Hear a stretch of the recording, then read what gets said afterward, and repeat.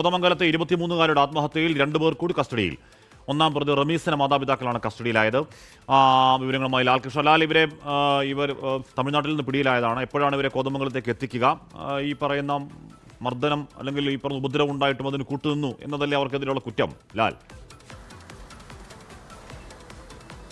അതെ ഹാഷ്മി, ഇവരെ തമിഴ്നാട്ടിൽ നിന്നാണ് കൂടിയിരിക്കുന്നത്. തമിഴ്നാട്ടിൽ നിന്ന് പിടികൂടി നിലവിൽ കോതമംഗലത്തേക്ക് എത്തിക്കാനുള്ള തയ്യാറെടുപ്പിലാണ് പോലീസ്. അവിടെ നിന്ന് പുറപ്പെട്ടു എന്നുള്ളതാണ് പ്രത്യേക അന്വേഷണ സംഘം നിലവിൽ പറഞ്ഞിരിക്കുന്ന വിവരം.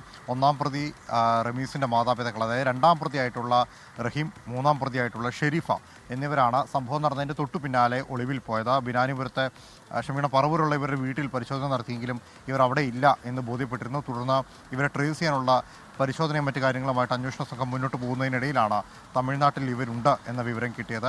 ഈ കേസുമായി ബന്ധപ്പെട്ടുകൊണ്ട് ഇവർക്കെതിരെ നിലവിൽ ആത്മഹത്യാ പ്രേരണാക്കുറ്റമാണ് ചുമത്തിയിരിക്കുന്നത്. അതായത് പെൺകുട്ടിയെ മതം മാറുന്ന കാര്യം പറഞ്ഞ് മാനസിക സമ്മർദ്ദത്തിലാക്കി വീട്ടിൽ പെൺകുട്ടിയെ പൂട്ടിയിട്ട സമയത്ത്, മർദ്ദിക്കുന്ന സമയത്ത് ഇവർ ആ വിഷയത്തിൽ ഇടപെടുകയോ മറ്റോ ചെയ്തില്ല. മാത്രമല്ല ആ സമയത്തും പെൺകുട്ടിക്ക് മാനസിക സമ്മർദ്ദം ഉണ്ടാക്കുന്ന രീതിയിലുള്ള പെരുമാറ്റം ഇവരുടെ ഭാഗത്തുനിന്നുണ്ടായി. അത് ആത്മഹത്യയിലേക്ക് നയിച്ചു എന്നുള്ളതാണ് ഇവരുടെ പേരിൽ നിലവിൽ ചുമത്തിയിരിക്കുന്ന കുറ്റം. ഇതുകൂടാതെ മറ്റ് കാര്യങ്ങൾ ഇവരെ കസ്റ്റഡിയിലെടുത്ത ശേഷമായിരിക്കും പരിശോധിക്കുക. എന്തായാലും കോതമംഗലത്ത് ഇവരെ എത്തിച്ച ശേഷം വിശദമായ മൊഴി രേഖപ്പെടുത്തി കോടതിയിൽ ഹാജരാക്കാനാണ് തീരുമാനം. ഇതിനോടൊപ്പം എടുത്തു പറയേണ്ട ഒരു കാര്യം, ഇന്ന് റമീസിനെ കസ്റ്റഡിയിൽ വാങ്ങാനാണ് തീരുമാനം. അല്പസമയങ്ങൾക്കുള്ളിൽ കോടതി ഈ കേസ് പരിഗണിക്കുമ്പോൾ റമീസിനെ കസ്റ്റഡിയിൽ കിട്ടും. അത് കോതമംഗലത്ത് തന്നെയായിരിക്കും കസ്റ്റഡിക്ക് ശേഷമുള്ള ചോദ്യം ചെയ്യലടക്കമുള്ള കാര്യങ്ങൾ ഉണ്ടാവുക.